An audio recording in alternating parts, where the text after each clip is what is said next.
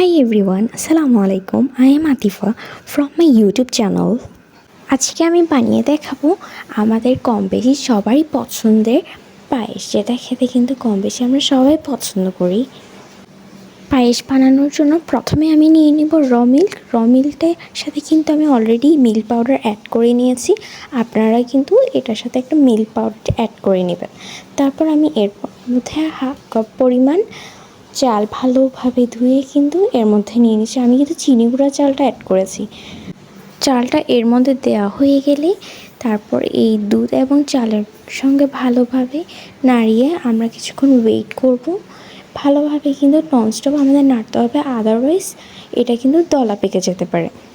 Medium to low আঁচে রেখে এটা ননস্টপ নেড়ে যাব। এরপর আমি এর মধ্যে এলাচ এবং দারচিনি অ্যাড করে দিব। এলাচ এবং দারচিনিটা আমি হালকা একটু ভেঙে ছোটো স্লাইস করে, আপনারা দেখতেই পেয়েছেন, আমি আপনাদেরকে দেখিয়ে দিলাম যে কীভাবে আমি অ্যাডটা করেছি। মাঝখান দিয়ে আমি এলাচটা ভেঙে তারপর এর মধ্যে অ্যাড করে দিয়েছি। এলাচটা কিন্তু হালকা হয়ে আসলে আমাদের যখন পায়েস, আমি কিন্তু এটা তুলে নেব। তারপর আমি এর মধ্যে 2 চামচ পরিমাণ মিল্ক পাউডার অ্যাড করে নিয়েছি। এরপর পরিমাণ মতো চিনি অ্যাড করে নিয়েছি। আমি চিনিটা হাফ কাপ পরিমাণ অ্যাড করেছি। যারা বেশি চিনি খেতে পছন্দ করেন, আপনারা আপনাদের পছন্দ মতো চিনিটা অ্যাড করে নেবেন। তারপর এর মধ্যে আমি হাফ পরিমাণ ডানো ক্রিম অ্যাড করে নিয়েছি। আমি ডানো ক্রিমটা একটা চামচের সাহায্যে অল্প অল্প করে নেড়ে নেড়ে আমি ডানো ক্রিমটা দিয়েছি। আপনারা চাইলে পুরোটাই একসাথে এর মধ্যে অ্যাড করতে পারেন, এটা সম্পূর্ণ আপনাদের ইচ্ছে। মিডিয়াম টু লো আঁচে রেখে এভাবে নাড়তে থাকবো। দেখা যাবে কি অল্প কিছুক্ষণের মধ্যে, অলমোস্ট 3 থেকে 4 মিনিটের মধ্যে দেখা যাবে আপনাদের এই ডানো ক্রিমটা পুরো মিশ্রণটির সাথে মিশে যাবে। এই পর্যায়ে আপনারা দেখতেই পাচ্ছেন পুরো মিশ্রণটি এর মধ্যে মিশে গিয়েছে এবং আমার এটা কতটা ঘন হয়ে গিয়েছে। তো তারপর আমি একটি কাপের মধ্যে আলমন্ড এবং ক্যাশিউ নাট ভিজিয়ে রাখি অলমোস্ট 5 থেকে 7 মিনিট পর্যন্ত। আপনারা চাইলে আরও অনেকক্ষণ ভিজিয়ে রাখতে পারেন, এটা আপনাদের ইচ্ছা।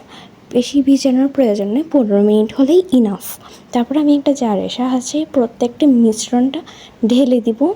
এটাকে আমি প্রপারলি ব্লেন্ড করব, যাতে করে এটা একটা ফ্লেভার আসে এবং আমাদের খেতে ভালো লাগে।